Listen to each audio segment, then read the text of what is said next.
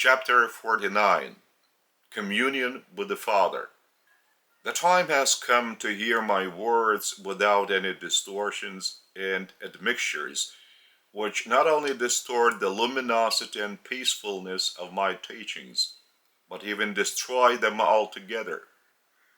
That is why I say to you that the time has come for you to start the search of the Father within your own selves, rather than within the present-day dead rituals of the Church. A living spirit of a living Father lives within you. It is this spirit that leads you to church.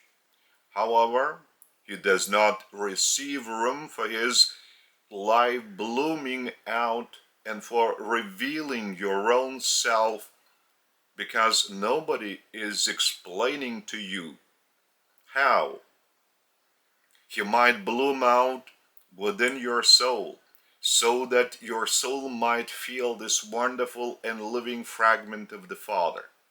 Now I am telling you that in church you must not follow the dead rituals and preach the dead dogma, but rather you must begin to open up in all your sincerity to the Father who is within you. But you will do that even better in a peaceful environment where you will not be disturbed. You may find this peaceful ambience anywhere and at any time. And then in peace, but very sincerely, pray in your own words.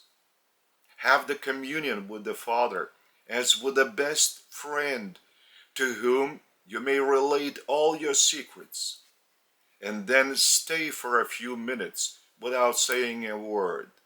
It is in this state of one's opening up that one's soul is operating, that one's soul is opened up by itself to the teaching of the Father's Spirit that is being permanently provided to you.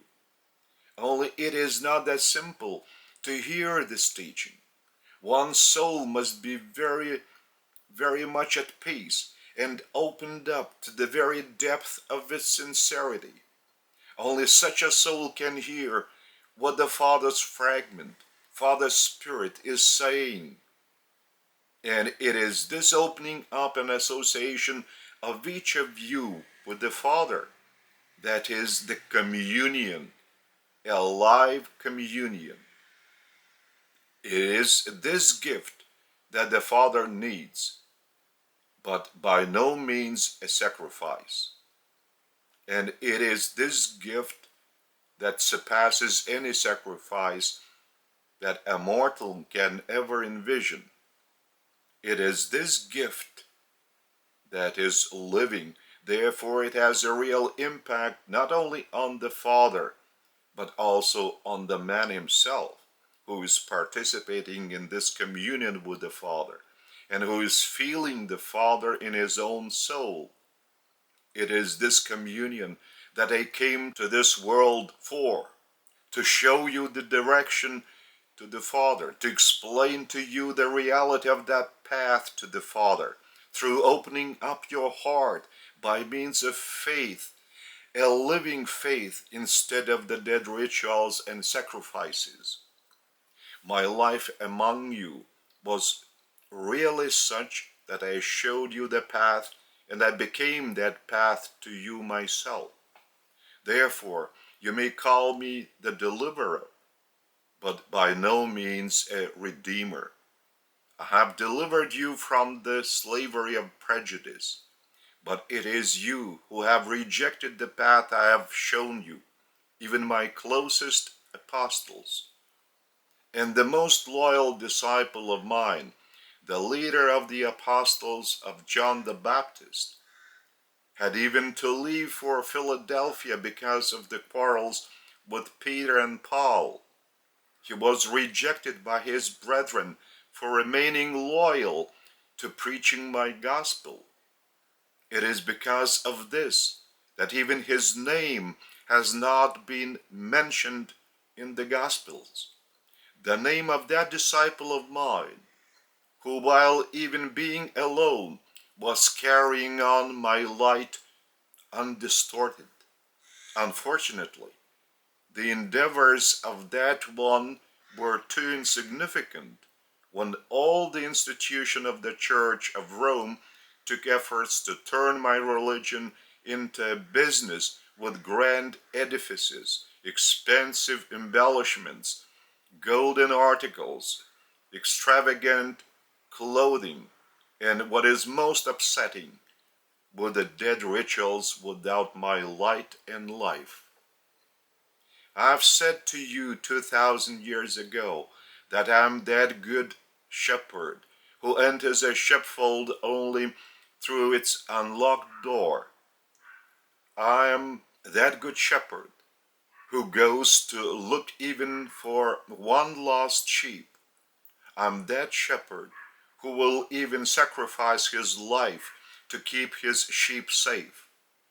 I'm that good shepherd whose voice is recognized by my sheep. I am that shepherd who has his sheep in the other sheepfolds. Now that the material level of your civilization has marched forward beyond comparison, I may tell you that my mission in the human flesh has also been devoted to my sheep from the other sheepfolds. At that time, I could not speak openly to my disciples that there were also other planets inhabited by people, and people on those worlds were receiving information on the progress of my mission. And among the multitude of the worlds inhabited by people, there are such worlds that have achieved a much higher development than that of your world, both materially and spiritually. And my mission has been understood by these worlds much better than it has been understood by the people of your world, even though it has transpired among your ancestors of former generations in ancient times.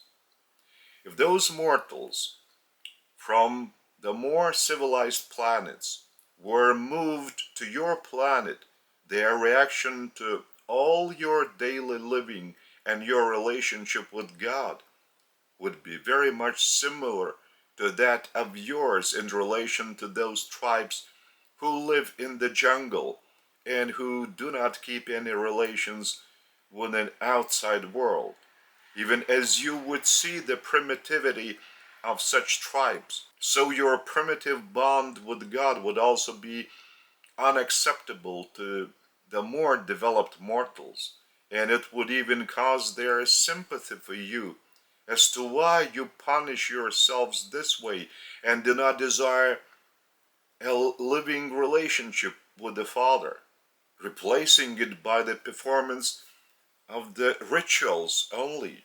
There might be only two rituals in your life, and they are both live. One ritual is your living communion with the Father. The other ritual is your personal service with love and out of love for the Father. There may be no other rituals, and whatever other rituals might be invented, they shall never transcend these two living rituals. And it is the adherence to these two rituals that will give you a wonderful sensation, a living bond with the Father. And that will be your reward, a reward by the Father for your sincere and steadfast efforts.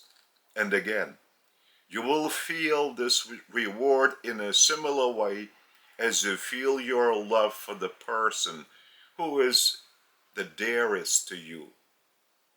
That will be your living reward through your inner sensation. That will be your living reward through your inner sensation.